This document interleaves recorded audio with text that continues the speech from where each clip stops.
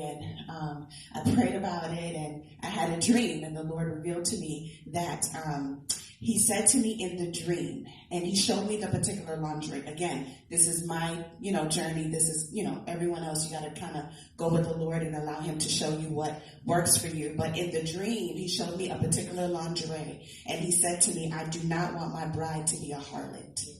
So there's certain things that you wear that we may think it's okay in the sexual bed because we say it's undefiled. But you can defile the bed if the content of your heart is not pure, and if you step into the marriage with perversion automatically.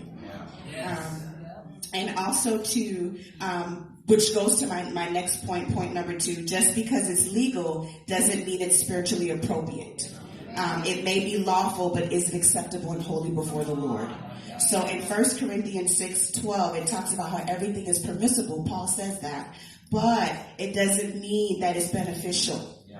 So yes, it's lawful, but it doesn't mean that, this is something that, you should do because you have access to do it, or because now you're married that, let me go ahead. Just certain things, sex toys and, those kind of deep things. You just have to really allow the Lord to define what that is. Another thing too is that you got to make sure that you ask the Lord, what is the motive for doing particular things in the sexual bed?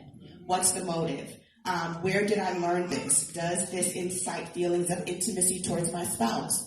Or does it incite feelings of lust? We need to ask the Lord, what does he think about it? What is acceptable?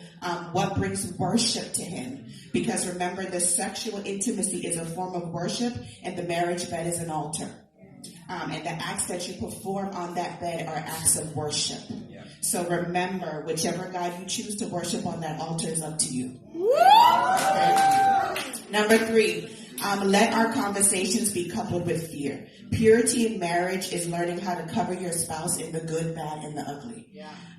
You got to make sure that you do not muddy up their name with family members, friends, social media, entertaining conversations that bring them down. The Word of God talks about in Proverbs 14:1 that the wise woman, she builds her house. And sometimes we look at that house as a physical house, but that house can represent your husband.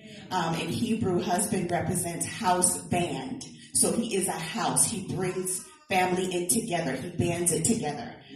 So it's so important to make sure. And then also, love covers a multitude of sin. And another thing too, in Proverbs, the virtuous woman, it talks about how her husband was known in the city gates because of her. So whatever she said about him, kings, noble officials knew him because of what she said.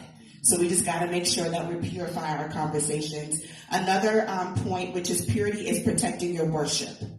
Don't allow the serpent to seduce you out of the presence of God. In the Garden of Eden, Eve sacrificed her purity to fulfill the serpent's desire. So this is where you set healthy boundaries around what you entertain with your eyes, your ears, your mouth, and guard your heart in all situations, checking your motives, because out of it springs out the wellflow of life. The last point, number 5, purity in marriage makes you purity in marriage means you have eyes to see the God in your spouse. That means you wake up every single day in excitement to discover the facet of who God is in your spouse. Those are my